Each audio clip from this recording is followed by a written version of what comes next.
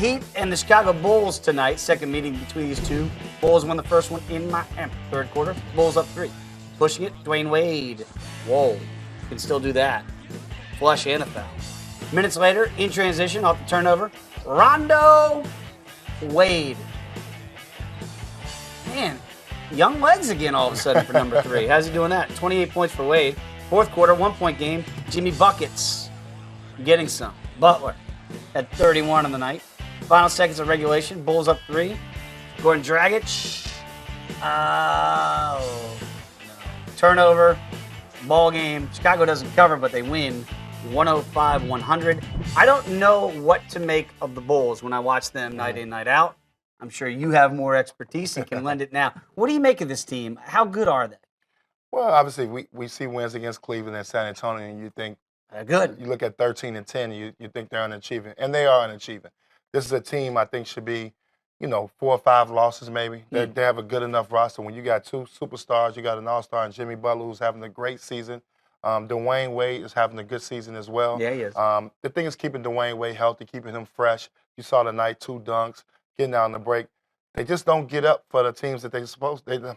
Teams that are inferior But to they them. should just beat, right? Yeah, I mean, Miami played them tough tonight, but Miami's got 5 guys that are injured. They're having a tough time putting 10 guys in uniform, and they struggle to beat the Miami Heat. But they get up for the Cleveland Cavaliers and the San Antonio Spurs. That's what makes them scary in the Eastern Conference. But I think one thing Fred Hoiberg has to do is, one, go to Dwyane Wade and say, look, I need you to play for a while. Let's try to work on this record. Let's try to put ourselves in the best playoff position. So that we can rest later. Yes, that we can rest later. Let me pick my days where I'll rest you. But let's get in the top 4 of the Eastern Conference. They're good enough to be there. They're healthy now. Doug McDermott's back.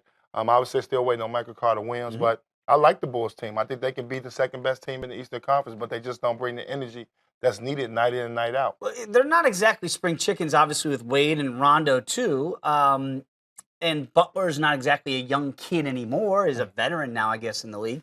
Can they play up-tempo? I know Hoiberg that was the idea when he got here, was to be the anti-Tibbs. Can they play up-tempo for 82 with these older legs? It's tough. I think Dwyane Wade, obviously, you can see him. We saw a couple highlights of him in transition. He still can get out and run.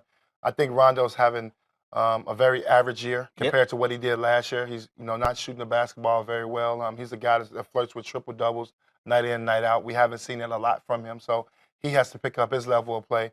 Robin Lopez hasn't been particularly great. No. So Jimmy Butler's been outstanding all season long. I think Dwyane Wade's been outstanding. They just have to get other guys to come along, and that's where the veteran leadership comes in. That if those guys can get the other young guys to go and bring the energy the nights that you don't have it as a veteran. That's where Daniel Valentine come in at. Yeah. You know what I mean? Get that young blood in there. You know what I mean? The Jared Grants come in at. Those guys that come off the bench, the Doug McDermotts. When those guys come into the game, that's when you want the energy to pick up. So that's why we see so much inconsistency.